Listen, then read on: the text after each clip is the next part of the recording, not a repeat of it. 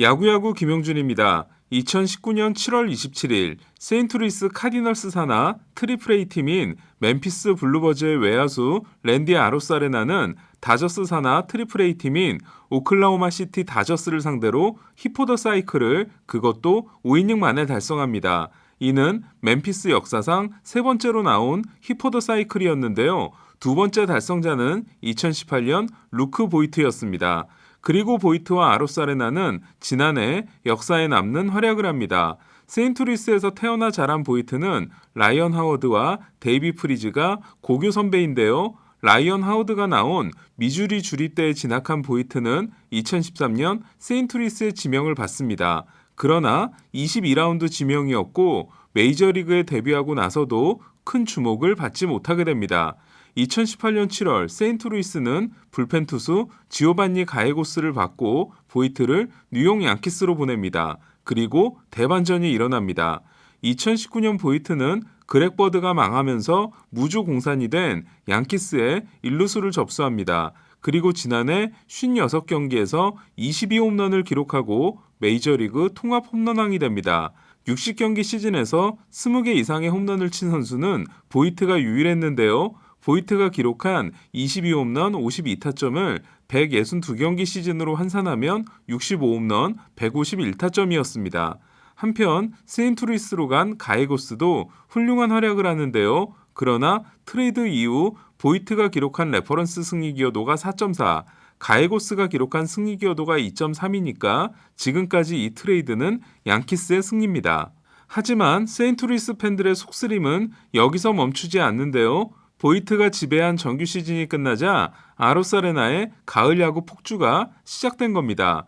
아로사레나는 와일드카드 시리즈에서 8타수 4안타, 3장타로 예열을 하더니 디비전 시리즈 5경기 3홈런에 이어 ALCS에서는 7경기 4홈런 6타점으로 신인 야수로는 최초로 ALCS MVP가 됩니다.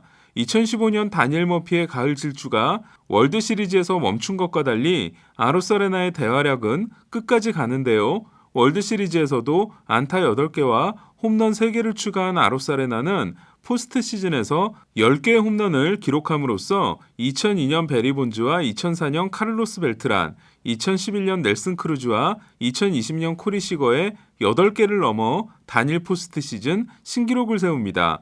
그리고 9개인 에반 롱고리아를 제치고 템파베이 역사상 포스트 시즌 홈런을 가장 많이 때려낸 선수가 됩니다.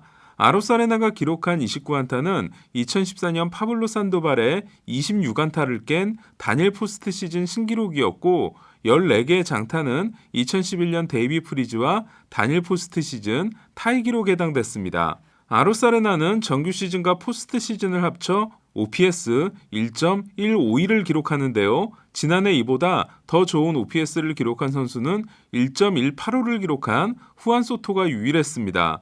더 놀라운 건 지난해가 단축 시즌이었던 데다 아로사레나가 코로나19 양성 반응으로 시즌을 늦게 시작하는 바람에 신인 자격 기준인 130타수를 넘기지 않았다는 겁니다. 이에 포스트 시즌 홈런이 벌써 10개로 베리 본즈의 9개를 넘어선 아로사레나는 올 시즌 아메리칸 리그의 가장 강력한 신인왕 후보입니다.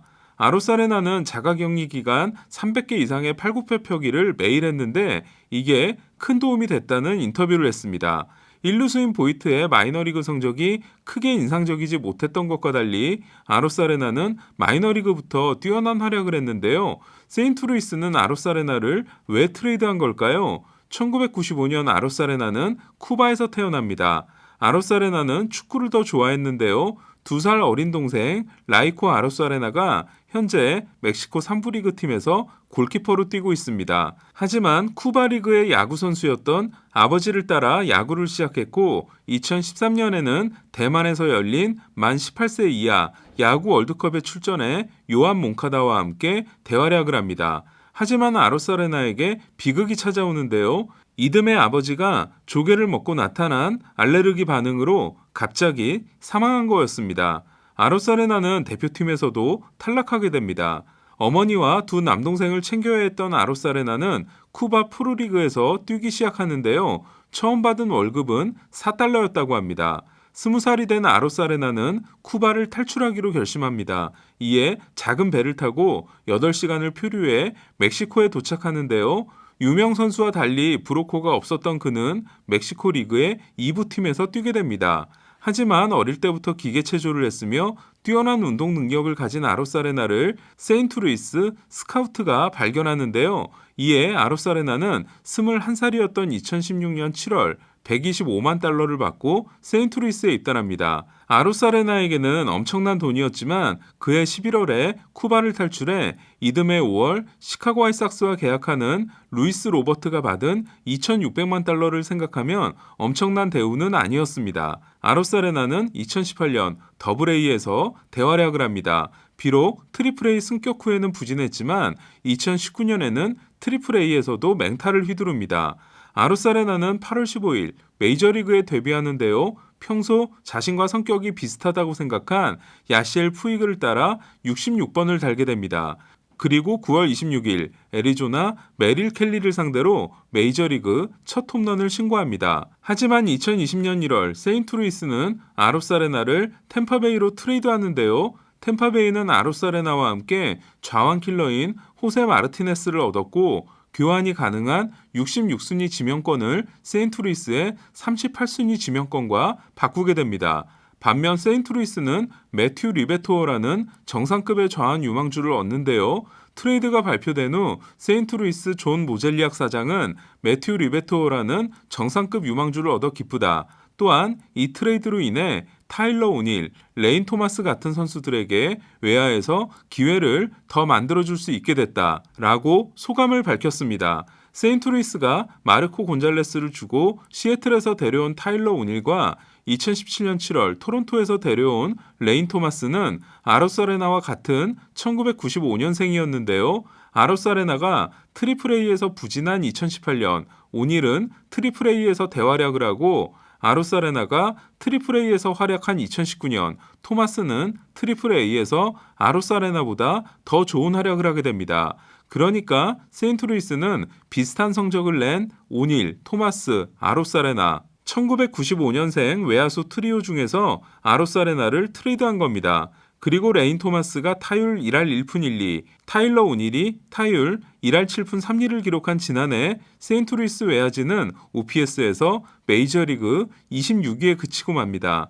아로사레나는 자신의 말대로 조용히 야구만 하는 성격은 아닌 것 같은데요. 현재 자신을 주인공으로 한 다큐멘터리 영화가 제작 중이며 여러 행사에 바쁘게 불러다녔던 아로사레나는 멕시코에 있었을 때 얻은 딸을 데려오려다 친모의 아버지에게 폭행을 당하고 48시간 동안 구금되는 일이 일어납니다. 하지만 지난 겨울에 일어난 이 사건은 특별한 법적 조치 없이 마무리됩니다. 지난해 정규 시즌 76타석과 포스트 시즌 86타석을 소화한 아로사레나는 올해 첫 풀타임 시즌에 도전하는데요.